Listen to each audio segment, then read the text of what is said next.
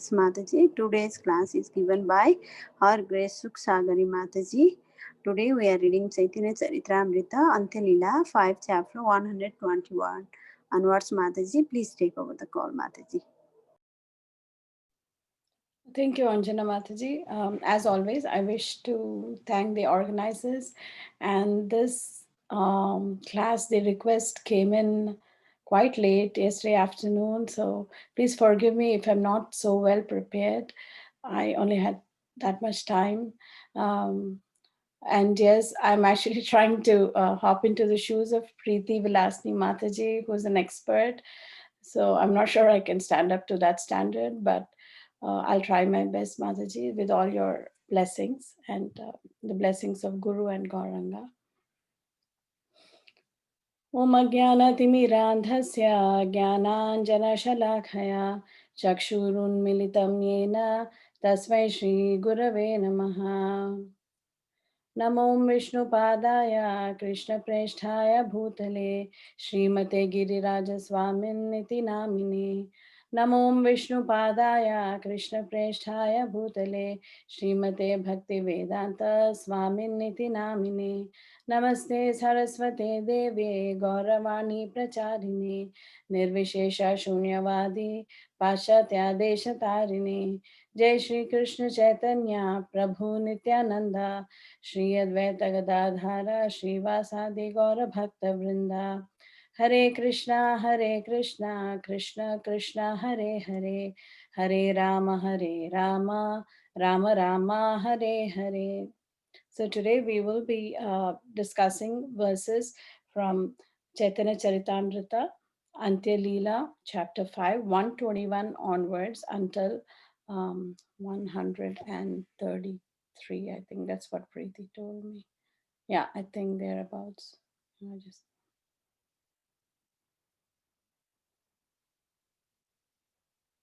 yeah one sorry she said cover until 135, so that's what we will be doing today. um, So I'll just read the verses and then we can go over the purports. So this is Antya 5.121. Araika kariya cha parama pramada deha dehi bheda ishware kaila aparadha.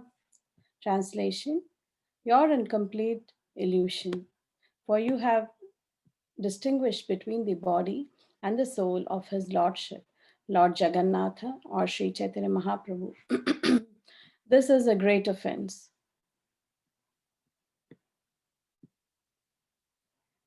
122. ईश्वरेर नाही कभु देहा देहि भेदा स्वरूप देहा chidananda nahi ka vibheda. Translation: At no time is there a distinction between the body and the soul of the Supreme Personality of Godhead. His personal identity and his body are made of blissful spiritual energy. There is no distinction between them. 5123. Dehadehi vibhagoyam nishvara vidyate kvachit. Translation: There is no distinction between the body and the soul of the Supreme Personality of Godhead at any time. 5124, 125. नातः परं परमयद्भवतः स्वरूपम् आनन्दमात्रम् अविकल्पम् अविद्धवच्चः पश्यामि विश्वसृजम् एकम् अविश्वमात्मन् भूतेन्द्रियात्मकमदस्थ उपाश्रितोऽस्मि तद्वा इदं भुवनमङ्गलमङ्गलाय ध्याने स्मनो दर्शितं त उपासकानं तस्मै नमो भगवते नुविधेम तुभ्यं योनादृतो नरकभाग्भिरसत्प्रसङ्गैः. Translation: O my Lord, I do not see a form superior to your present form of eternal bliss and knowledge. In your impersonal Brahman effulgence in the spiritual sky, there is no occasional change and no deterioration of internal potency. I surrender unto you because where because whereas I am proud of my material body and senses, your Lordship is the cause of the cosmic manifestation. yet you are untouched by matter. That's a beautiful verse by Lord Brahma there. Um, कहाँ पूर्णानंदेश्वर्य कृष्ण माहेश्वर कहाँ क्षुद्र जीव दुखी माया र किंकरा. Whereas Krishna, the absolute truth, the supreme personality of Godhead, is full of transcendental bliss, possesses all six spiritual opulences in full, and is the master of the material energy, the small conditioned soul, who is always unhappy, is the servant of the material energy. हलादिन्या संविदानिष्ठः सच्चिदानन्द ईश्वरः स्वाविद्या संवृतो जीवः निकराकरः. The Supreme Personality of Godhead, the Supreme Controller, is always full of transcendental bliss and is accompanied by the potencies known as Haladini and Samvid. The conditioned soul, however, is always covered by ignorance and embarrassed by the threefold miseries of life. Thus, he is the treasure house of all kinds of tribulations. 5128. सुनिशा भसा डेरा चित्ता हाइला चमत्कारा सत्य कहे वो शानी दुहारा करिया चे तिरस्कारा. Hearing this explanation, all the members of the assembly were struck with wonder. Swarup Damodar Goswami has spoken the real truth. They admitted the Brahmana from Bengal has committed an offense by wrongly describing Lord Jagannatha and Lord Sri Chaitanya Mahaprabhu. 5129. Shuniya Kavira Haila Laja Bhaya Vismaya Hamsa Madhya Baka Yache Kichunahi Kaya. When the Bengali poet heard this chastisement from Swarup Damodar Goswami, he was ashamed, fearful, and astonished. Indeed, being like a duck in a society of white swans, he could not say anything. 130. Tara dukha dekhi swarupa sadaya hridaya upadesha kaila tare yacha hitahaya.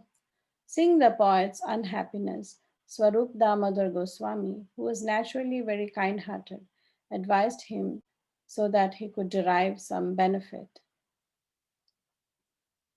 131. Yaha Bhagavata Pada Vaishnavera Sthane Ekanta Ashraya Kara Chaitanya Charane. If you want to understand Srimad Bhagavatam, he said, you must approach a self realized Vaishnava and hear from him. You can do this when you have completely taken shelter of the lotus feet of Sri Chaitanya Mahaprabhu. There's a nice purport there, Prabhupada writes. 132. Chaitanyera Bhakta Ganera Nityakara Sangha Tabeta Janiva Siddhanta Samudra Taranga. Translation. Swarupa Damodar continued, associate regularly with the devotees of Sri Chaitanya Mahaprabhu, for then only will you understand the waves of the ocean of devotional service. 133. Tabita Panditya Tomara Hai Besa Phala Krishnera Sarupa Lila Varniba Nirmala. Translation. Only if you follow the principles of Sri Chaitanya Mahaprabhu and his devotees will your learning be successful. Then you will be able to write about the transcendental pastimes of Krishna without material contamination. 134. Shloka Kariyacha Pana Santosha Tomara Hridayera Artha Duhaya Lage Dosha. Translation. You've composed this introductory verse to your great satisfaction, but the meaning you have expressed is contaminated by offenses to both Lord Jagannatha and Sri Chaitanya Mahaprabhu. The last verse for today, 135. तुमिया चेता चे कहा ना जानिया रीति सरस्वती से शब्दे करिया चे स्तुति.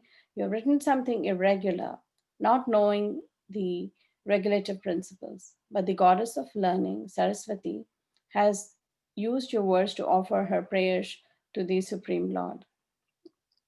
So these are the verses And all these verses, many of the verses have beautiful purports with reference to Srimad Bhagavatam. So we'll take some time to also, delve on why these verses are actually from the Bhagavatam are being quoted in Caitanya Caritamrita. So as we can see, from the earlier uh, uh, verses, that we see that there is this Brahmana who's composed this drama on Lord Jagannatha, but and which Pradyumna Mishra and the other devotees, they seem to be very inspiring, and they seem to be very happy and amazed with that drama. But Srila Swarup Damodar Goswami, who actually does the job of curating these kind of anything that goes, before goes to Sri Chaitanya Mahaprabhu, that's actually in one sense curated by Srila Swarup Damodar Goswami. So when he hears this verse, he finds it offensive to both Sri Chaitanya Mahaprabhu and also to Lord Jagannatha. So I was wondering, Mataji, do you want to throw some light on why it was offensive to both personalities of Godhead? Any Matajis or Prabhujis?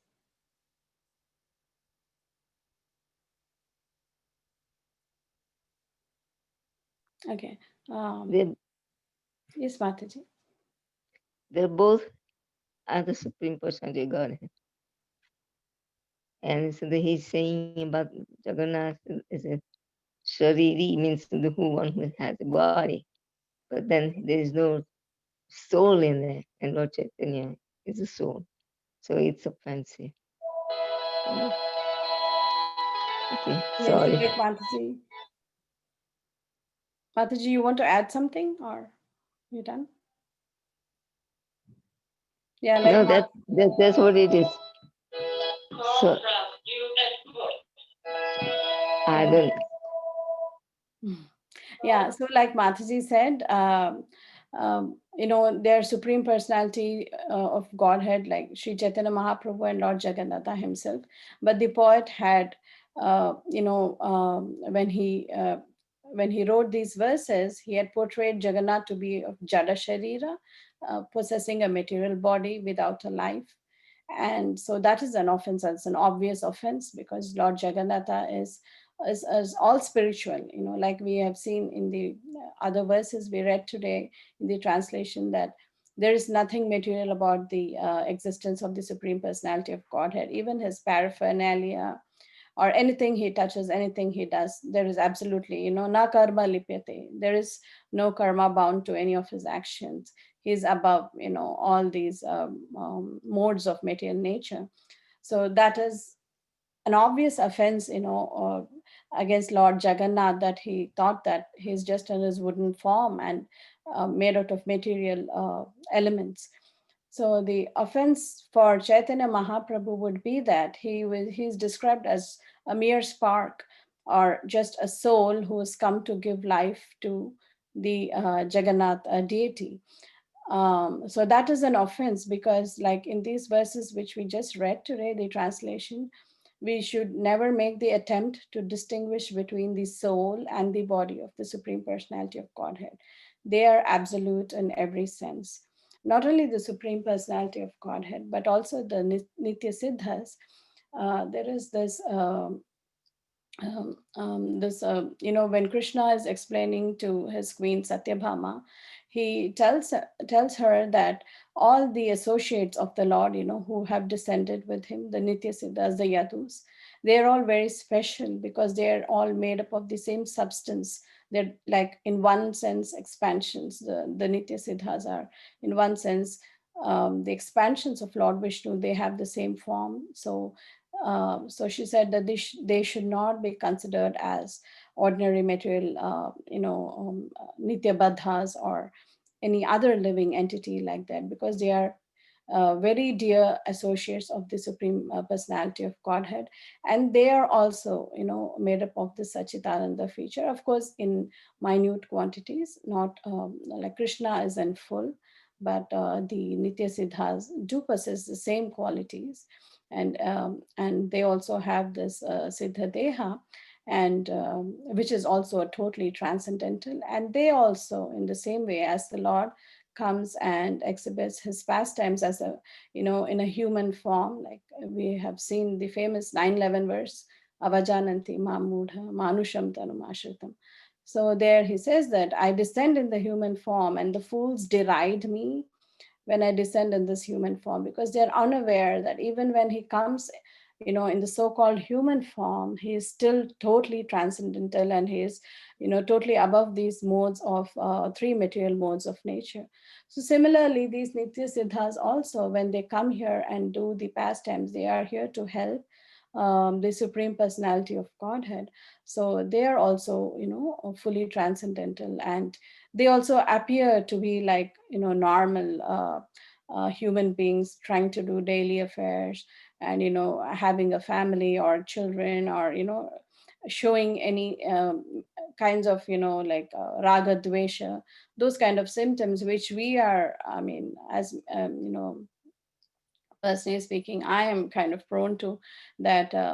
Um, like we are swayed by these material modes of nature, and sometimes the effect of the mode of goodness is high. Sometimes the effect of the mode of passion is higher. Sometimes it's a combination. Sometimes, most of time for me, it's ignorance. So, like that, we are so much affected by these modes. But these Nitya Siddhas, as well as the Supreme Personality of Godhead, they are above all this. At no point of time are they affected by any of these modes.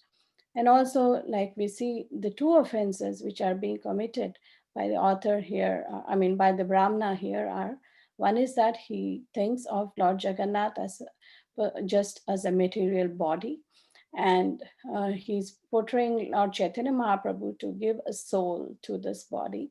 So that way he's saying that Sri Chaitanya Mahaprabhu is just a soul and not a body, and he's going to give, the spark to the body of Srila Jagannath.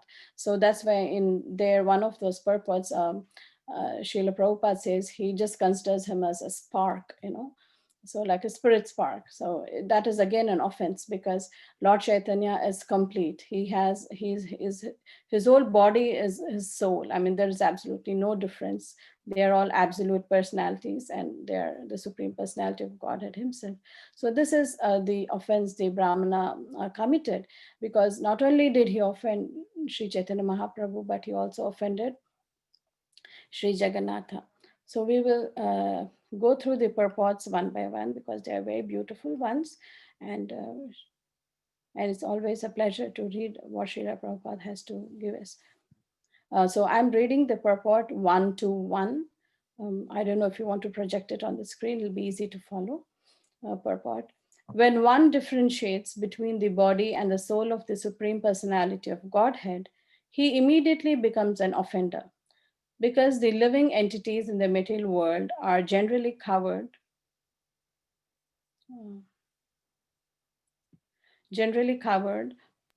by material bodies. The body and the soul of an ordinary human being cannot be identical. The Supreme Lord bestows the fruits of one's activities, for he is the Lord of the results of fruitive action. He is also the cause of all causes, and he is the master of all of the material energy. Therefore, he is supreme. An ordinary living being, however, in his material condition, experiences the results of his own fruitive activities, and therefore falls under their influence. Even in the liberated stage of Brahmabhuta identification, he engages in rendering service to his lordship. Thus, there are distinctions between an ordinary human being and the Supreme Lord. Karmis and jnanis who ignore these distinctions are offenders against the lotus feet of the Supreme Personality of Godhead. An ordinary human being is prone to be subjugated by the material energy, whereas His Lordship, the Supreme Personality of Godhead, Sri Chaitanya Mahaprabhu, Lord Krishna, or Lord Jagannatha, is always the master of the material energy and is therefore never subject to its influence. His Lordship the Supreme Personality of Godhead, has an unlimited spiritual identity, never to be broken, whereas the consciousness of the living entity is limited and fragmented. The living entities are fragmental portions of the Supreme Personality of Godhead eternally. Mamai Vamsho Jiva Loke, Jiva Bhuta Sanatana. It is not that they are covered by the material energy in conditioned life, but become one with the Supreme Personality of Godhead when freed from the influence of material energy. Such an idea is offensive. So, yeah, I'll just stop here and maybe we can discuss a few points. So, like the first paragraph says that when one tries to differentiate between the body and soul of the Supreme Personality of Godhead, he becomes an offender because the Supreme Personality of Godhead is absolute in every sense. We also have heard that so many times from our acharyas when we offer prasadam to Lord Krishna, we don't see much of a transformation, obvious transformation happening to the prasadam with our, material eyes. But Krishna can just, accept the bhoga with his eyes. I mean, all parts of his body are, absolute in every sense. So what he can do with his eyes, he can do with his mouth and vice versa. So he doesn't have to practically taste with his mouth because all these senses of the Supreme Lord are absolute in every sense. So he can even taste the bhoga with the eyes, and then also the bhoga remains the same. It's like sometimes, yes, we have heard devotees who have offered water, who place water for their deities in their altars. They say that by evening the water disappears. I've heard these kind of stories from many devotees. Yes, the Lord does reciprocate like that, with his dear devotees. But in common, uh, uh, I mean, commonly when we try to offer to the Lord, we don't see obvious, the obvious case of the Lord just taking the prasadam. He keeps everything for us, as though he does accept it, hopefully, with all our devotion, and purifies it for us. Of course, there is the story of this young Gopal who tried to offer prasadam to the Lord, at the advice of his father, and the Lord actually came and had the prasadam. So we have heard all these pastimes where the Lord does reciprocate with his devotees, and he does partake of the whole bhoga, and we don't see anything remaining there. But in general terms, we don't see that happen so ordinarily.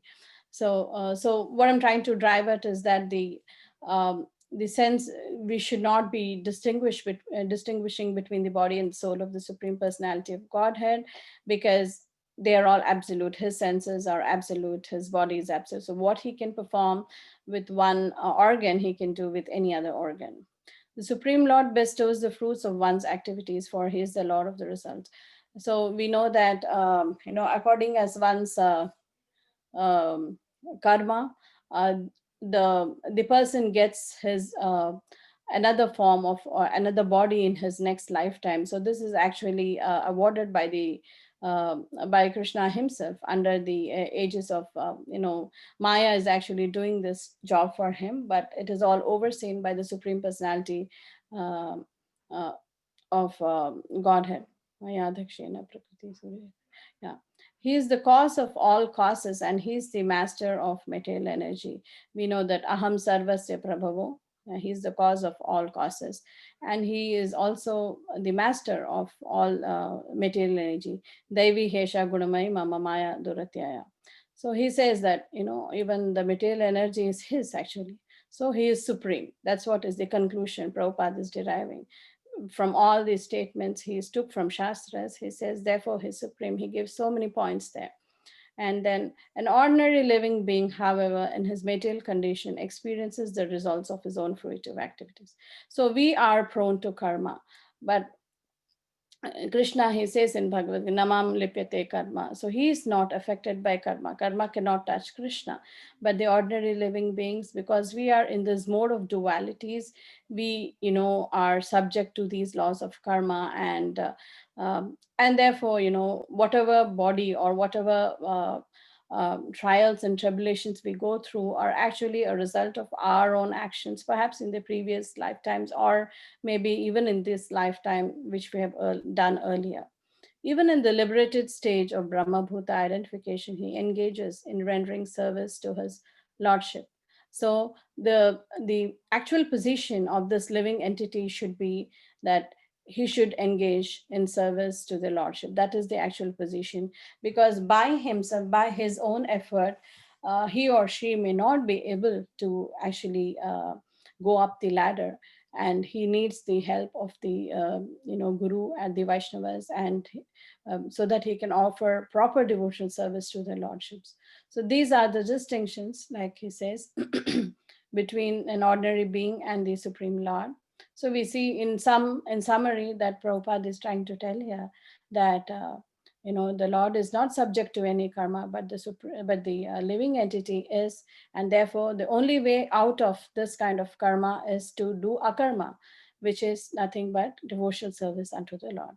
So karmis and jnanis, they don't understand this concept, and they are again offenders. Mm. Yeah, we again see how in the second paragraph, Srila Prabhupada says how the Supreme Personality of Godhead is complete. He is like, an ocean, and the living entity, though he is also a spiritual spark, these the potencies he carries are but like a drop in the ocean of water. So that is, he is distinguishing between the quality and the quantity. Though we are, in one sense, we are very much qualitatively made of the same spiritual spark or the same spiritual potency, but it is very, very minute. It's very, very little in that sense. And that's where Srila Prabhupada quotes. He's trying to differentiate in so many ways the distinctions between the Supreme Lord and the living entity here in this purport. So beautifully he does like a thesis here. And he discusses this verse, Mame Vamsho Jiva Loki Jiva Bhuta Sanatana. So even though we are fragmental portions of the Supreme Personality of Godhead, we are separate living entities. And uh, yeah, I'm trying to go to my screen. Yeah, we are separate living entities. And again, he's trying to distinguish between the living entity and the Supreme Personality of Godhead, saying that we are eternal living entities. And this idea that we will merge into the Supreme Personality of Godhead is very wrong. And it is very offensive. That's what he's trying to say. According to the considerations of Mayavadi fools, the Supreme Personality of Godhead accepts a material body when he appears in the material world. A Vaishnava, however, knows perfectly well that for Krishna, Lord Jagannatha, or Sri Chaitanya Mahaprabhu, unlike for ordinary human beings, there is no distinction between the body and the soul.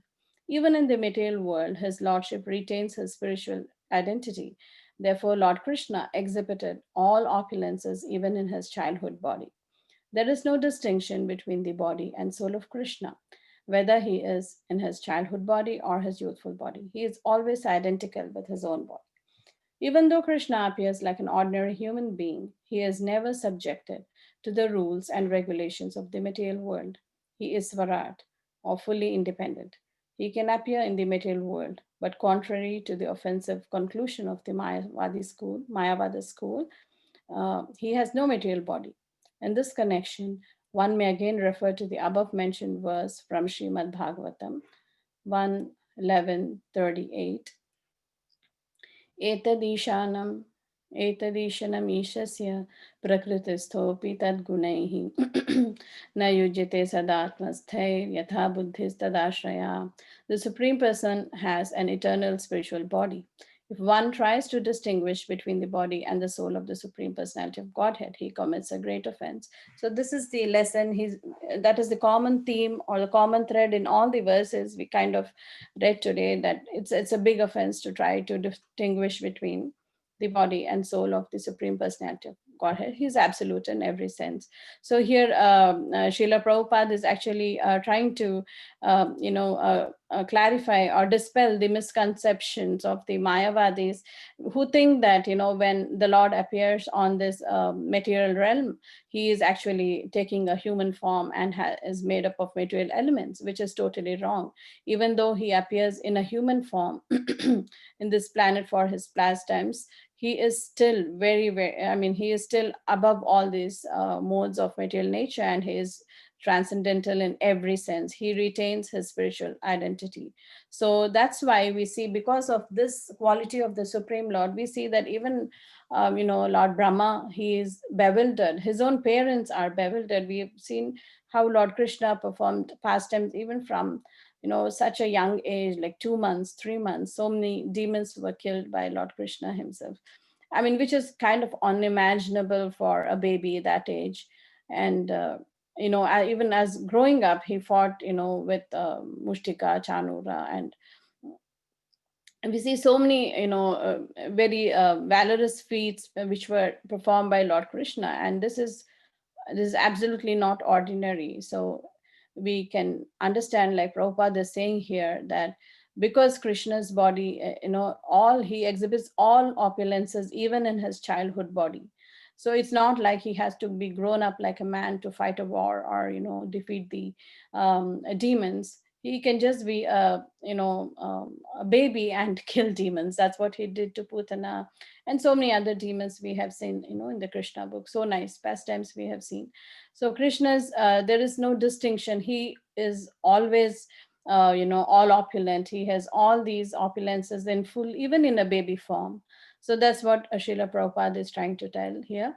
And he's also totally independent, though he is, as we know, kind of paradhina, or in one sense he is subservient to his devotees who are very dear to him. So then he takes this lower position, because these devotees, he is sold to his devotees, like he's sold to the gopis, because he just doesn't know aham bhakta paradhino na pare ham. We've heard all these important quotes, from Srimad Bhagavatam, which actually I mean, put this point across, that Lord Krishna is actually subservient to his devotees, especially the gopis and this exalted personality, exalted devotees, whom we read about in Srimad Bhagavatam. Though he is Swarat, he is described as fully independent, but we see that he takes a lower position when it comes to devotees. So that is the specialty, or that is a special position of a devotee. So this verse from Srimad Bhagavatam 1:11:38 is quoted here to show how the Lord, this is an example, Srila Prabhupada is giving us here to see how the Lord is above this modes of material nature. So this chapter is from the first canto and the 11th chapter, where Lord Krishna returns to Dwaraka, after the Kurukshetra and all that. So when he's walking into the palace, there are different levels. When he walks into the gates, there are other people greeting him like that. So many people on the street are waiting, to take darshan of him like that. So finally he comes to his inner quarters, where his queens are there. His 16,000 plus queens are there. So Srila Prabhupada describes that these queens are, they're making furtive glances at Lord Krishna, because they're seeing him after a long time. So Krishna is just smiling at them, and the queens, like the Vedic tradition as is, they don't directly go and embrace Lord Krishna, but then they send their children, and the children, they embrace Lord Krishna. And when they see that, the child embraces Lord Krishna, they actually feel that they have embraced their own Lord, like that. So in one sense, they are having this vicarious kind of a pleasure of embracing the Lord through their child. So they don't go and do it directly, but then in their hearts, in their minds, they are actually embracing the Lord. So these queens of Krishna are none other than the goddess of fortune. And we can imagine how beautiful, and they are queens. So how beautiful, how opulent, they will be. And but Krishna, what the verse says is, even though Krishna looks at them and gives them a smile, he is totally unaffected by any of their looks. He is not attracted to their beauty or anything like that. I will just I'll just quote it as how Prabhupada translated here. Although the queen's beautiful smiles and furtive glances were all spotless and exciting, and although they could conquer Cupid himself by making him giving up his bow in frustration, and although even the tolerant Shiva could fall victim to them, still, despite all their magical feats and attractions, they could not agitate the senses of the Lord. The common materialistic conditioned souls speculate that the Lord is one of them. Out of their ignorance, they think that the Lord is affected by matter, and although he is unattached. Thus, this is the divinity of the personality of Godhead. He is not affected by the qualities of material nature, even though he is in contact with them. Similarly, the devotees who have taken shelter of the Lord do not become influenced by the material qualities. So Srila Prabhupada explains in another lecture of his that even not only the Lord, he is aloof from all these, he's not affected from any material qualities, but also the devotees of the Lord. They are like swans. Like in the towards the end of the translations where we were reading, we saw that the Brahmana, he actually felt very insulted and scared, and he felt like a duck in the company of swans, like, or generally the saying is like a crow in the company of swans. So these Mahabhagavatas, these great devotees, pure devotees of the Lord, are like swans. The swans, it knows how to separate the milk from the water, right? That's what we've heard. So it knows how to extract the exact thing, the essence of the science of the Supreme Personality of Godhead. So they look for only that everywhere they look around. They look for only anything related to the Supreme Personality of Godhead. They can separate milk from water. That's the quality of a swan. So similarly, these transcendental personalities, or this Nitya Siddhas, or the great devotees of the Lord, they are also of the same nature. They are not swayed by these, material attractions. They don't hanker for material opulences or riches or anything like that. But they're very satisfied just in devotional service to the Lord. The only thing they hanker for is devotional service to the Supreme Personality of Godhead. And like we read earlier, this devotional service is what actually liberates them and gives them the strength, or the or it takes them away from this attractions of Maya. Okay, I think that's enough said for that verse. um, yeah, I like to read all the purports of Srila Prabhupada. They are full of you know like lot of material is there, though at the um, outside it does not seem so, but there's a lot of things hidden in there. um, I'm reading purport of 122. Lord Krishna, the son of Nanda Maharaja, is Advaya Jnana. In other words, there is no distinction between his body and his soul. Uh,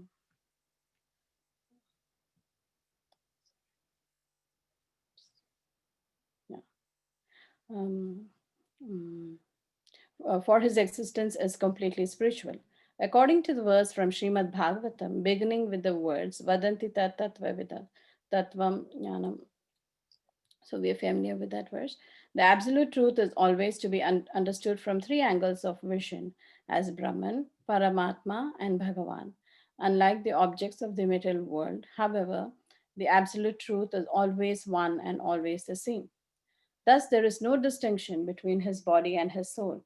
His form, name, attributes, and pastimes, therefore, are completely distinct from those of the material world. One should know perfectly well that there is no difference between the body and the soul of the Supreme Personality of Godhead. When one conceives of a distinction between his body and his soul, one is immediately conditioned by material nature. Because a person in the material world makes such distinctions, he is called a baddha jiva, a conditioned soul. So here, Srila Prabhupada is bringing another angle to the same point, trying to not distinguish between the body and the soul of the Supreme Personality of Godhead. He says, what would be its effect, if we try to do that? We become this baddha jiva, or a conditioned soul. when we try to take this wrong step of distinguishing between them. He also brings our attention to the point that the supreme absolute truth can be understood from uh, um, three angles of vision. So though they can be understood, it's a tattva, or it's the truth, or is in concept we can understood the supreme personality in three different concepts. One is Brahman, Paramatma, and Bhagavan. But nonetheless, though we understand in three different concepts, they are the same. So it would be wrong to just take one concept separately and say that Lord Krishna is just Brahman, he's just the effulgence, or he's just the four-handed feature sitting in our hearts. You know, Bhagavan is like the sum total of everything. He's like the first verse of Srimad Bhagavatam says. So it would be an offense to just take one aspect of the supreme personality of Godhead, though he's been described in so many different ways to for our understanding. So vadantita tattva vida tattvam, tattva jnanam avyayam. So this is for our understanding that we tend to understand these three aspects of the supreme personality of Godhead. But nonetheless, the supreme personality of Godhead is absolute in every sense. So we should not take them like part by part and try to analyze like that, because he is absolute. So this is what Srila Prabhupada is trying to tell us here. Next verse, 123. This quotation, which is included in the Laghu Bhagavatamrita, is from the Kurma Purana. There is no distinction between the body and the soul of the supreme personality of Godhead at any time. So here again, he is driving the same point from another scripture. Okay, these are the beautiful verses. Lord Brahma speaks, and this is from the third canto. We'll just go through. I'll just read the translation again. Oh my Lord, this is actually Lord Brahma speaking. Oh my Lord, I do not see a form superior to your present form of eternal bliss and knowledge. In your impersonal Brahman effulgence in the spiritual sky, there is no occasional change and no deterioration of internal potency. I surrender unto you because whereas I am proud of my material body and senses, your lordship is the cause of the cosmic manifestation, yet you are untouched by matter. Purport. This present form or any transcendental form expanded by the Supreme Personality of Godhead, Sri Krishna, is equally auspicious for all the universes. Since you have manifested this eternal personal form upon whom your devotees meditate, I therefore offer my respectful obeisances unto you. Those who are destined to be dispatched to the path of hell neglect your verses, your personal form because of speculating on material topics. These verses from Srimad Bhagavatam 3934 were spoken by Lord Brahma. So actually, if we go to Canto 3 and go to this chapter 3, 3.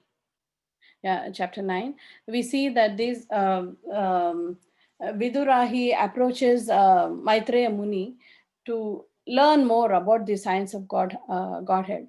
First, he goes to Uddhava, but then Uddhava tells him that, you should, because of Maryada Vyatikrama, he said that you should approach Maitreya Muni. So that time, Maitreya Muni, as is done by all great sages and Vaishnavas. So he describes his lineage. He says that he learned this Srimad Bhagavatam from none other than Parashar Muni. So Parashar Muni and other sages were there when Lord Shankarshan himself was imparting this science of Godhead to the four Kumaras. So Maitreya actually heard it from Parashar, who actually heard it along with the Kumaras from Lord Sankarshan. I hope I got the sequence right. Um, um, so then he's describing actually what happened. So when Lord Brahma, he sprouted from the lotus flower coming from the navel of the Garbhodakshaya Vishnu, it was complete darkness, and he had no idea absolutely of what's, who am I or what's happening. I mean, what is this lotus and where it is leading to. So he tries to, by his own effort, he tries to go down deeper and tries to see where is the source of this lotus, he's sitting on. So he wants to find out who is, from where I come and what is this thing. So he tries to go down and down, but then he gets lost and he actually reaches the Kala Chakra. and he gets intimidated and then makes his way back. That's what is described in the Bhagavatam. So uh, so he gives up his efforts. He's kind of disappointed that he's not able to find any source or anything like that. So that time he does penance, tapasya. He does tapasya for a long time, and then the Supreme Personality of Godhead actually manifests in his heart. And that time Lord Brahma wrote these Brahma Samhita verses, and he glorifies the Supreme Personality of Godhead. So this is the verse which is being spoken here by Lord Brahma, which we saw in 124, 125. We see these verses actually are spoken by Lord Brahma in praise of the Supreme Personality of Godhead. So again, we see in the chapter how Srila Prabhupada says that when Brahma took his own efforts to find out who is this person, from where has he come, who am I, things like that, he was not able to do so. He was not successful. So then he had to do tapasya for such a long time. And after doing tapasya, he understood, he got darshan of the Supreme Personality of Godhead. And he came to know who created him and what is the reason for his existence and things like that.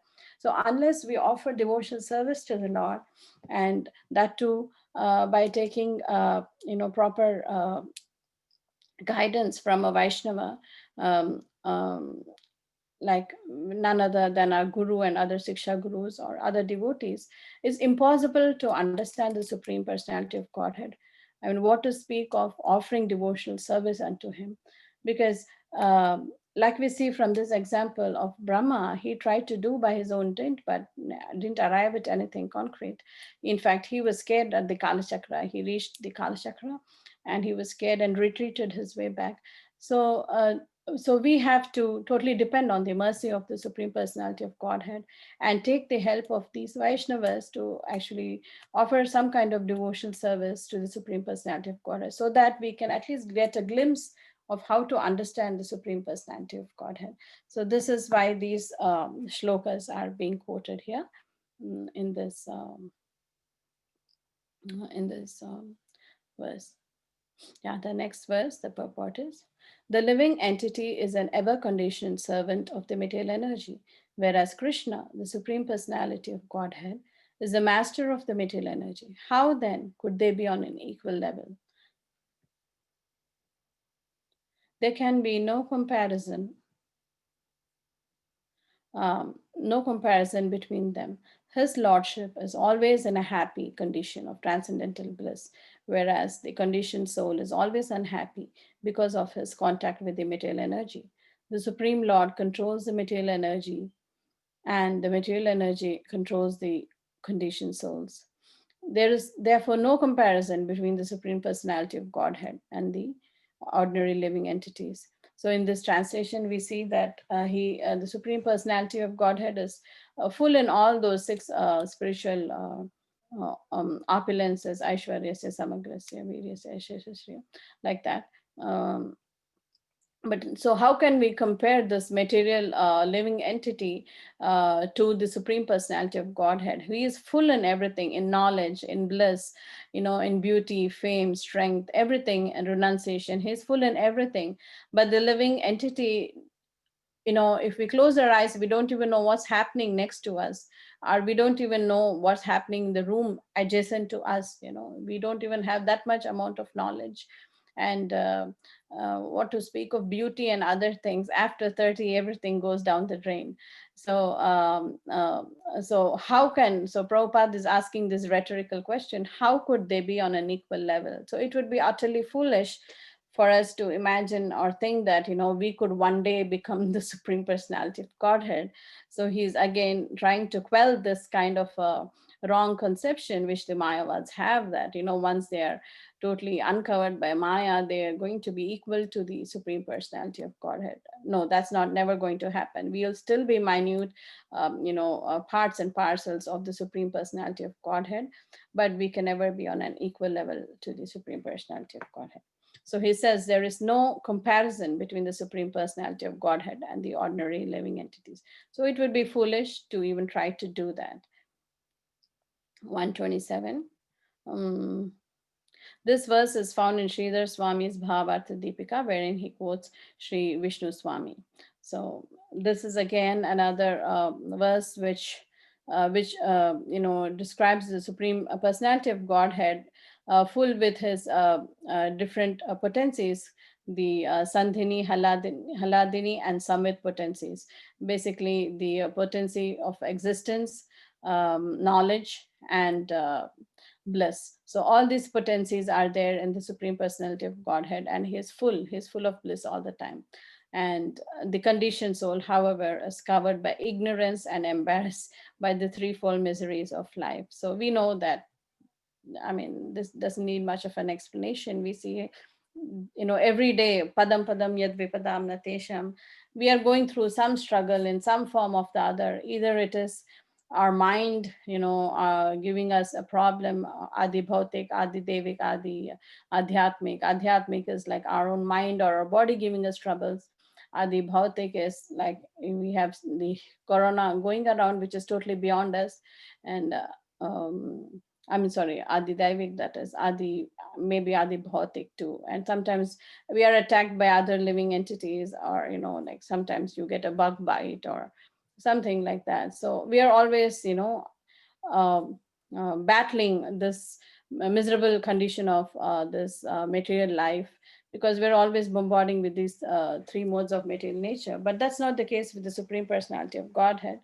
He is ever blissful, Atma Raman. So that's what he's saying here. The next verse has no purport. We'll skip that. Next also. Um, yeah. Now verse number 131. That has a very nice, beautiful purport. I would like to read that. Yeah, we have some time. Yeah. Purport. Here in Svar, okay, I'll read the translation too. If you want to understand Srimad Bhagavatam, he said, you must approach a self realized Vaishnava and hear from him. You can do this when you have completely taken shelter of the lotus feet of Sri Chaitanya Mahaprabhu. Purport. Herein, Swarup Damodar Goswami instructs the poet from Bengal to hear Srimad Bhagavatam from a pure Vaishnava and learn from him. In India, especially, there is now a class of professional Bhagavatam readers whose means of livelihood is to go from village to village, town to town, reading Bhagavatam and collecting dakshina or rewards in the form of money or goods, like umbrellas, cloth, and fruit. Thus, there is now a system of Bhagavata business, with recitations called Bhagavata Saptaha that continue for 1 week, although this is not mentioned in Srimad Bhagavatam. Nowhere does Srimad Bhagavatam say that the Bhagavatam should be heard for 1 week from professionals. Rather, Srimad Bhagavatam 1.2.17 says, Shrinvatam Svakatha Krishna Punya Shravana Kirtana. One should regularly hear Srimad Bhagavatam from a self realized Vaishnava. By such hearing, one becomes pious. Hridyantastoya Bhadrani Vidunoti Suhotsata. As one thus hears the Bhagavatam regularly and sincerely, his heart is purified of all material contamination. Nashtaprayeshu Bhadreshu Nityam Bhagavata Sevaya Bhagavati Uttama Shloke Bhakti Bhavati Naishtiki. So these are the series of verses, from Canto 1, Chapter 2, is which actually um, shows the path of what happens when you take to the study of Bhagavatam and devotional service. So Nashta Prayeshu Abhadreshu. So by regularly hearing the Bhagavatam and by rendering of service to the pure devotee, all that is troublesome to the heart is almost completely destroyed. And loving service unto the Supreme Personality of Godhead, who is praised with transcendental songs, is established as an irrevocable fact. Wow. Okay. This is the proper process, but people are accustomed to being misled by professional Bhagavatam reciters.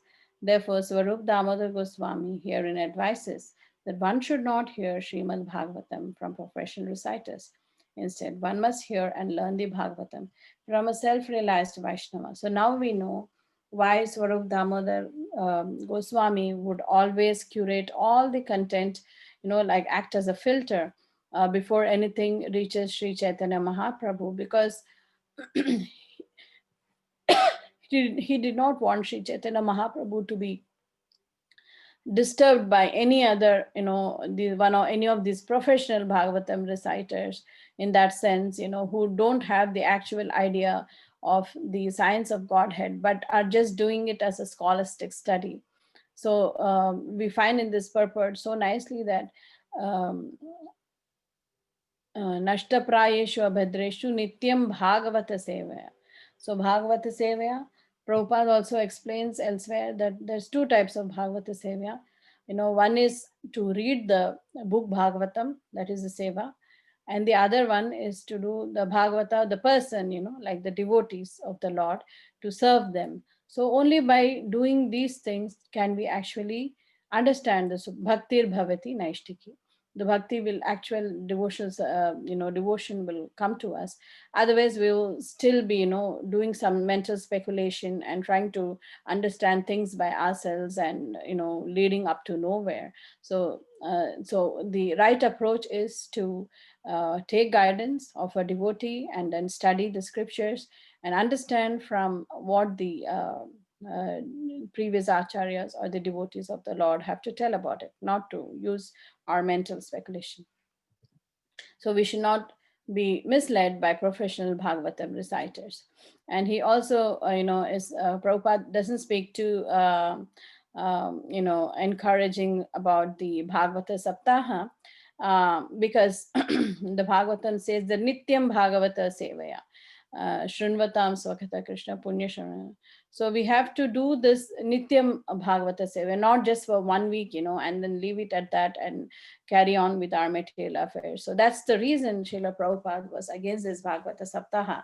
But nonetheless, if a devotee gives a week-long seminar or 8 or 10 day seminar that can enthuse us, or that can motivate us to read more about the Bhagavatam, there's nothing like it. So it's not like totally debunking the fact that there should be no sapta, but we should continue our reading on a daily basis. That's the idea Srila Prabhupada is driving at here.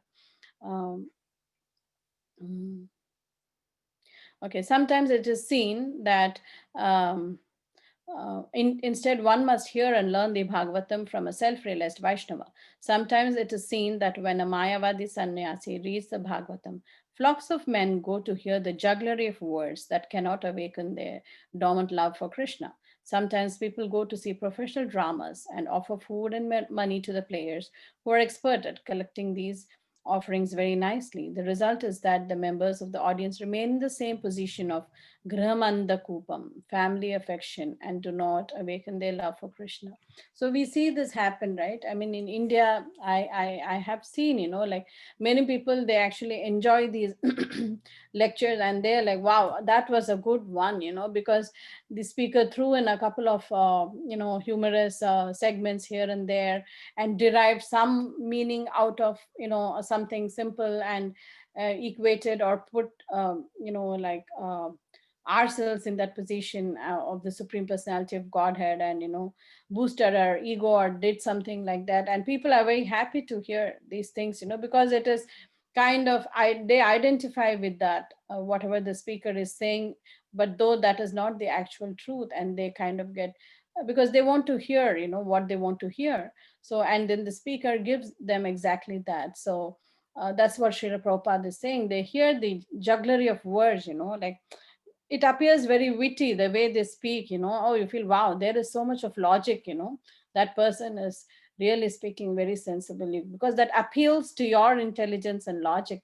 But not always what appeals to your intelligence and logic is right. So we should not try and listen from these professional speakers who are who are doing all this jugglery of words just to make some money or earn some fame or respect, or things like that.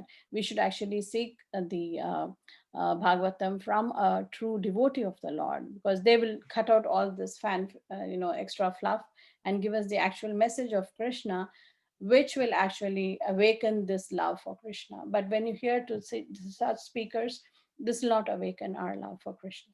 In the Bhagavatam 7.530, it is said, Matirna Krishna Parata Satova Mito Bipatnita Grahavratanam. The Grahavratas, those who are determined to continue following the materialistic way of life, will never awaken their dormant love of Krishna, for they hear the Bhagavatam only to solidify their position in household life and to be happy in family affairs and sex. So some people are doing Bhagavata Saptaha to reap some benefits, They're like, oh Lord, let me offer this to you, let me conduct this prayer and, feed 1,000 people. And why don't you give me something back in return, some material opulence or some, getting rid of some disease or something like that. Condemning this process of hearing the Bhagavatam from professionals, Swarup Damodar Goswami says, Yaha Bhagavata Padha Vaishnavera Sthane. To understand the Srimad Bhagavatam, you must approach a self realized Vaishnava.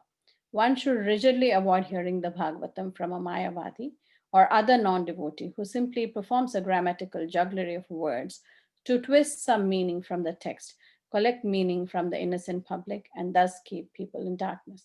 So we've also heard from several lectures from Srila Prabhupada that many gurus, so-called gurus, they give some mantra for a charge like that, and I mean this does happen, like you pay them some money and get some mantra, and because people are struggling in this material world, they are looking and seeking out for some kind of relief, and they are easily, what to say.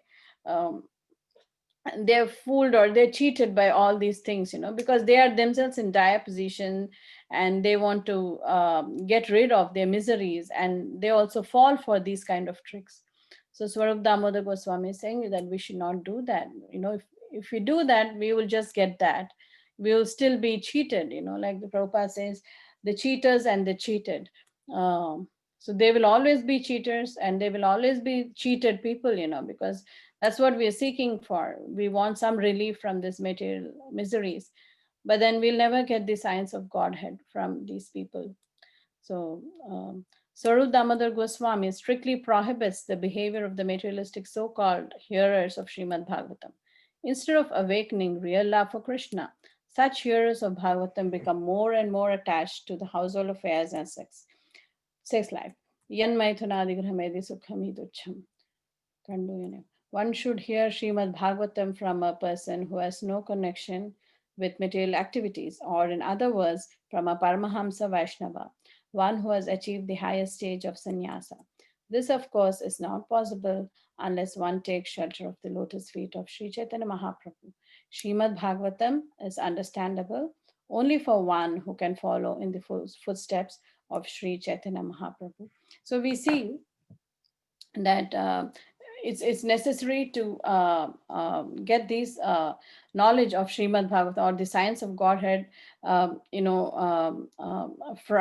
study the Srimad Bhagavatam under the guidance of a guru or who is in the highest stage of sannyasa. Not only that, but also we need to at the same time beg for the mercy of Sri Chaitanya Mahaprabhu. That's what is being said. It is understandable only for who can follow in the footsteps of Sri Chaitanya Mahaprabhu. So what does it mean to follow in the footsteps of Sri Chaitanya Mahaprabhu is to try like how we are doing, trying to read the Caitanya Caritamrita. And we see why this is true is because in Caitanya Caritamrita, even there are practical examples from the life of the close associates of Sri Chaitanya Mahaprabhu as to how, we can practically implement these great teachings of Srimad Bhagavatam in our daily lives. Like if we see the examples given of the great personalities in Srimad Bhagavatam, sometimes there is a tendency to think that, oh, they belong to Satya Yuga or, Dwapara, they were very strong. Those times were different. We did not belong then, to those things. So even, while reading Caitanya Lila, we sometimes tend to think that way, though it didn't, it just, happened about 500 years back. So we tend to think that, oh, this is a thing of the past, it's not relevant anymore, like that. But unless we understand these esoteric pastimes of Lord Chaitanya Mahaprabhu and his close associates, we will never be able to approach even the Srimad Bhagavatam with that understanding, because this is more, identifiable in one sense to us than the great personalities in Srimad Bhagavatam, because they are at a different level. These Srimad Bhagavatam, like Parikshit Maharaj would fast for 7 days and just listen, totally unperturbed, knowing that he's going to die in 7 days. He was like so happily listening. So that is not our position. But here in Chaitanya Charitamrita, we see so many nice examples which we can relate to, like Sri Chaitanya Mahaprabhu, has, in one sense, orchestrated this drama to make us understand the simple truths of life. We read about Chota Haridas, so many other different personalities who are very close associates of Chaitanya Mahaprabhu, but they are only being instructional to us as to how we should, we can move forward in our bhakti. So this is what Prabhupada is driving at here. Next purport is 132. It is clearly to be understood in this connection, the followers of Sri Chaitanya Mahaprabhu's way of devotional service are eternal associates of the Supreme Personality of Godhead and perfect knowers of the Absolute Truth. If one immediately follows the principles of Sri Chaitanya Mahaprabhu by associating with his devotees, lusty desires for material enjoyment will vanish from one's heart. Then one will be able to understand the meaning of Srimad Bhagavatam and the purpose of listening to it. Otherwise, such understanding is impossible. So, how do we try to understand? How do we follow in the footsteps of Sri Chaitanya Mahaprabhu? That is by rendering service to these eternal associates. So, like how Srila Rupa Goswami, he has given us these books, which Prabhupada says is very important for every devotee to read and follow. So, these Sad Goswamis and other associates of Sri Chaitanya Mahaprabhu have left us behind a lot of literature, who, the parampara of our acharyas have carried it down and given to us. So we should, follow in their footsteps so that we can please Sri Chaitanya Mahaprabhu, and then we will be able to understand Srimad Bhagavatam in reality. Yeah, I'm just saying if there are any more purports. Yeah, there's one last one. So we see that Swarup Damodar, these were kind of very heavy words, and the poet the Brahmana was actually very scared and intimidated by this kind of a chastisement, which is actually good for his own self. So then Swarup Damodar, because he's a devotee and he's very kind-hearted, he tries to explain to him that the right approach would be to go and seek the association of a Vaishnava and learn the real truth of the Srimad Bhagavatam. So in this purport, which is the last for today, sorry, I went 7 minutes past time. I thought it would be a short class, but Swarup Damodar Goswami informed the Bengali poet, because of your ignorance and your leaning toward Mayavad philosophy, you cannot distinguish the difference between the Mayavad and Vaishnava philosophies. Therefore, the process you have adopted to praise Lord Sri Chaitanya Mahaprabhu and Lord Jagannatha does not follow the proper system. Indeed, it is irregular and offensive. Fortunately, however, through your words, the goddess of learning, Mother Saraswati, has tactfully offered her prayers to her master, Lord Sri Chaitanya Mahaprabhu. So, though the words of this poet, they're like he says here, Goddess Saraswati kind of altered the meaning. So we, I was also personally wondering that how come such great associates of the Lord could not uh, understand the meaning of this verse, and only Swarup Damodar Goswami pointed out this flaws in these verses, because like he says, fortunately, however, through your words, the goddess of learning, Mother Saraswati, has tactfully offered her prayers to her master, Lord Sri Chaitanya. So it is kind of hidden in that sense, and that's why it was not so obvious. But because Sri Swarup Damodar Goswami is literally like the swan, who is trying to pick out the milk from the water, he was able to do that. But at the outset, you can see that Goddess Saraswati has actually made that appear very, very pleasing to the ears of everybody. So that's what we understand from this purport. And also, the important thing is, because the poet was leaning toward Mayavad tendencies, because he thought Lord Jagannath to be just matter, and that is an offense, like we discussed earlier. So that's why Swarup Damodar Goswami kind of chastised this Bengali poet, but which was again in his own good, because now he can associate with the devotees of the Lord and try to learn the real science of Godhead. Um, I would like to stop here, and please forgive me if I made any mistakes, because, like I said, I just had a couple of hours to go through these verses. And um, thank you so much. Hare Krishna. Hare Krishna, Mataji. Can you hear me? Yeah, Hare I can hear Krishna. Preeti. Yes. I just heard the class. It was very beautiful, and I'm so glad you did the class today. It is so good, Mataji. I really had a lot of doubts. About the Bhagavata Saptaha, and then about the mode of Swarup Damodar Goswami, what went wrong, and how his kindness was also reflected. Thank you so much. As I was hearing the class, everything was clarified to me. Thank you so much. Thank you for doing this amazing job, Mataji, as always. Hare Krishna. Oh, thanks, Preeti. Are you still at service? Yes, yes. Yes, Mataji. Yeah. Yeah, you Thank invest you, the Mataji. protective, I'll right? let the When you others. give me the seva. So Oh, Krishna. No, Mataji. Prabhupada. Thank you, Mataji. Hare Krishna. thank you, Hare Krishna. Hare Krishna Mataji, Dandavat Pranam, all glories to Srila Prabhupada and Guru Maharaj. So beautiful class, Mataji, and so detailed. You went through all the purport and explanation and translation. It was so nice, Mataji. Thank you so much, Mataji. Thank you, Mataji. I like to read Srila Prabhupada's purpose in full, because I feel that they are very potent, Mataji. And what I cannot explain, I mean, what he explains, I definitely cannot. So it's nice to read his words directly. So that's why, Mataji, please forgive me if I took extra time doing that. No, But no, yeah, uh, thank you. thank you, Mataji.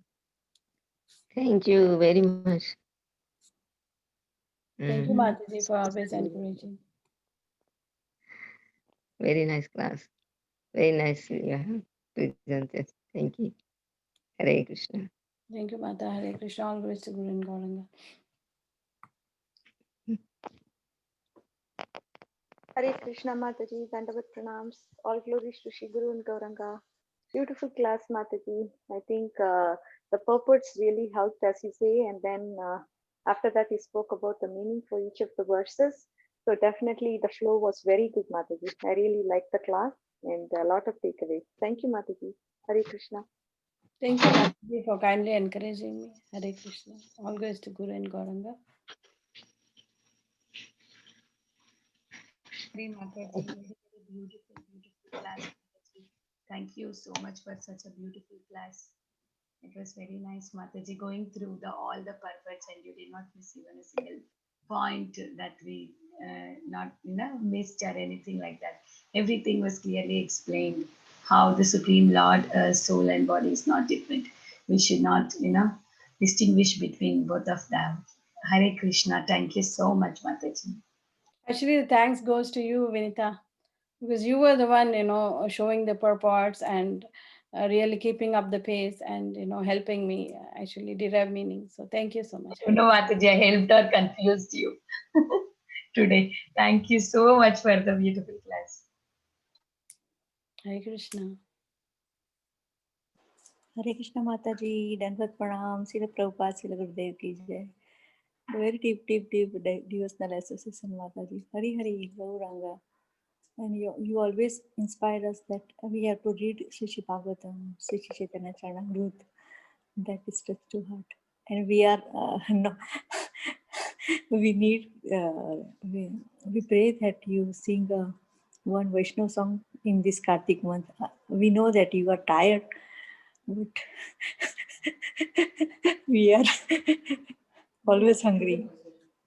Yes, Mataji, I know that you are always hungry for Bhagavatam and bhajan, and so that is some motivation for me always, to hear from you, because I know that you like to conclude the class with the bhajan, and also the bhajans are, very terse, or concise, and um, uh, concentrated form of our philosophy. So it also motivates me to learn more bhajans, and I'm very grateful to you for that, Mataji. Thank you so much. Hare Krishna. I will sing a bhajan, maybe Damodar Ashtakam, because this is Damodar month at the end of the class, if the organizers are okay, Mataji. Yes, Mataji, you can sing, Mataji.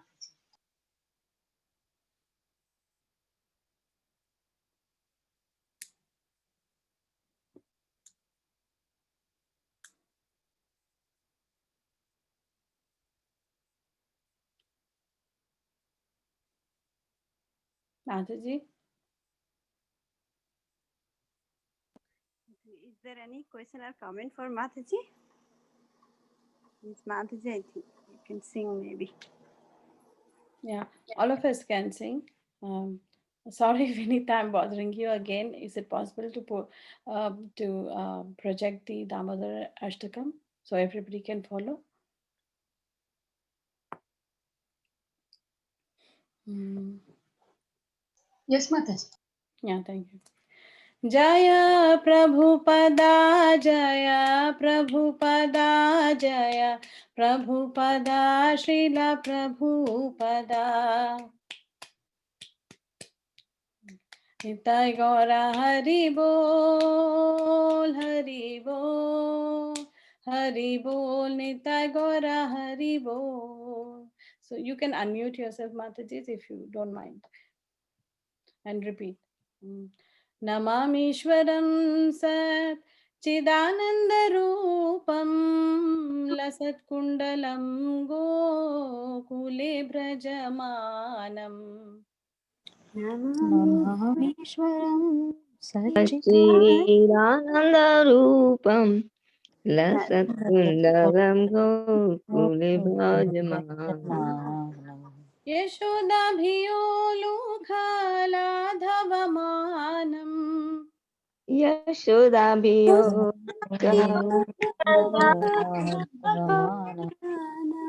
paramnishtamathyanta todritya gopya.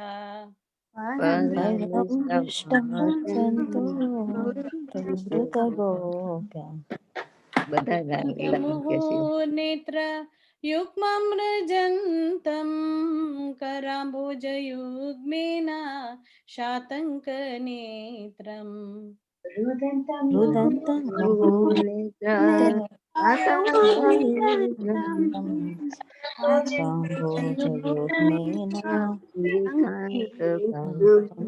भूश्वासकं पात्रीरेखाङ्ककण्ठ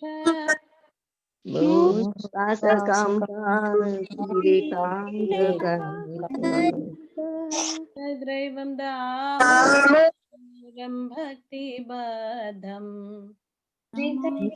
त्रैवं दामोदरं भक्तिबद्धम् दृक्स्वलीलाभिरानन्दकुण्डे स्वघोषं निमज्जन्तम् आख्यापयन्तम्.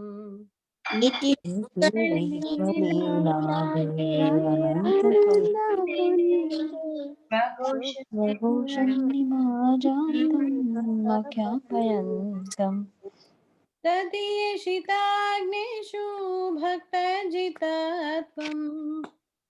तदिदानीषु भक्तिर्जितात् पुनः प्रेमतस्तं शतावृत्तिवन्ते. पुनः प्रेमस्तं तावृतिवन्दे परं देवमोक्षं न मोक्षावधिं वा न चण्यं वृणेऽहं वरेशादपीह. परं देवमोक्षं न मोक्षावधिं न चैनं वनेऽहं रसेदापीह इदं ते वपुर्नाथ गोपालबालम्. इदं ते वपुनाथ गोपालबालम् सदा मे मनस्या विराष्टां किमन्यै.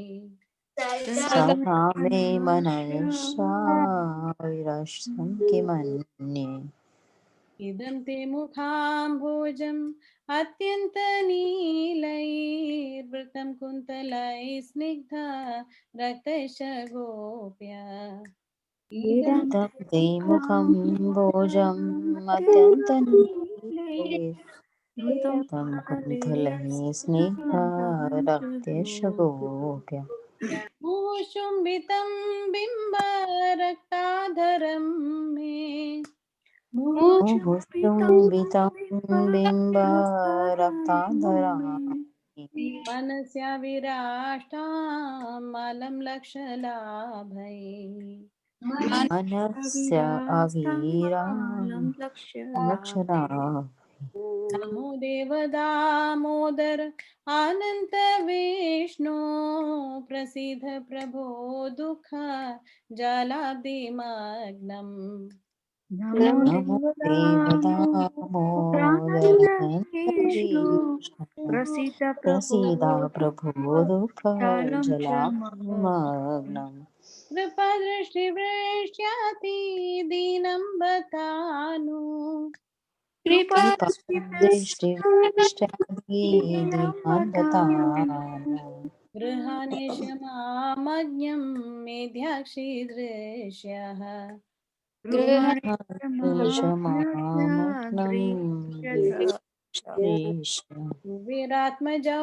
बद्ध मूर्त्यैव यद्वत् त्वया मोचितौ भक्ति भाजौ कृतौ च कुबेरात्मजौ बद्ध मुतयद्वै त्वया मोचितो भक्तिभजौ कृतौ च तथा प्रेम भक्तिं स्वकामे प्रयच्छ तथा तथा प्रेम प्रेम भक्ति भक्तिं स्वकामे प्रयाच प्रयाच मोक्षे ग्रहो मेस्ति दामोदरेह नमो न मोक्षे ग्रहो ग्रहो मेस्ते मेऽस्ति दामोदरेव दामोदरेह नमस्ते सुदाम्ने स्फुरदीप्तिधाम्ने त्वदीयोदरायाथ विश्वस्य धाम्ने नमस्ते नमस्तेऽस्तु सुदाम्ने दाम्ने स्फुरदीप्तिदाम्ने स्फुरदीप्तिदाम्ने त्वदीयोदयात् त्वदीयोदरात् विश्वस्य विश्वस्य दाम्ने नमो राधिकायै त्वदीयप्रियायै नमो राधिकायै राधिकायै प्रियाय त्वदीया प्रियाय प्रियाय नमो नन्तलीलाय देवाय तुभ्यम् नमो नन्तलीलाय नमस्तलीलाय देवाय देवाय तुभ्यम् तुभ्यम् हरे कृष्णा कृष्ण कृष्ण हरे हरे हरे राम राम राम हरे हरे हरे कृष्णा हरे हरे कृष्णा कृष्ण कृष्ण कृष्ण कृष्ण कृष्ण हरे हरे हरे हरे हरे हरे राम राम हरे हरे राम राम राम राम राम राम हरे हरे हरे हरे जय राधा दामोदर राधा दामोदर राधे जय राधा दामोदर राधा दामोदर राधे जय गौरनिता जय गौरनिता जय गौरनिता जय गौरनिता जय गौरानिताय जय गौरानिताय जय गौरानिताय जय गौरानिताय निताय गौरहर sorry जय प्रभुपदा जय प्रभुपदा जय प्रभुपदा श्रीला प्रभुपदा जय प्रभुपदा जय प्रभुपदा जय प्रभुपदा जय प्रभुपदा निताय गौर हरि बोल निताय गौर हरि बोल Nitai Gaur Hari Bol, Hari Bol, Hari Bol, Nitai Gaur Hari Bol, Jai Gaur Premanande. Hari Hari Bol. Shri Damodar Ashtakam की जय, शिल प्रभुपाद शिल गुरुदेव की जय। माता जी को Thank दंडवत you. प्रणाम। Hari Hari Thank Gauranga. you, Vidna Gopika Mataji. Thank you, Mataji. Very nice. Beautiful class and beautiful. Sagari Mataji, beautiful singing. Especially Mataji, you sing, you teach us very nicely the book, the words, and exactly like in a Sanskrit, breaking the words and sing. So, Mataji, you sing so nicely, breaking the words and like we understand the meaning. Thank you, Mataji. Koti koti dandavat pranam. Srila Prabhupada, Srila Gurudev ki jai. Thank you, Mataji. Blessings of Guru and Gauranga and devotees like you, Mataji. And nothing I'm doing, I think you're all deriving like that. So it's just the blessings of Guru and Gauranga. Mataji, I think we can end the call. Dharuvesya kripa sindhubheva patitanam pavanebhyo vaishnavebhyo namo namah. Ananta Koti Vaishnavrinda ki jai. Ramacharya Haridas Thakur ki jai. Jai Shri Krishna Chaitanya Prabhu Nityananda Shri Adi Gaur Bhakta ki jai. Har Grace Sukha Sagari Mataji ki jai. All Vaishnavrinda ki jai. Hey Mataji, thank you. Hari Bol. Thank you. Thank you to you and your mom. Bal ki jai. Thank you. Hare Krishna. Thank you, Mataji. Hare Krishna.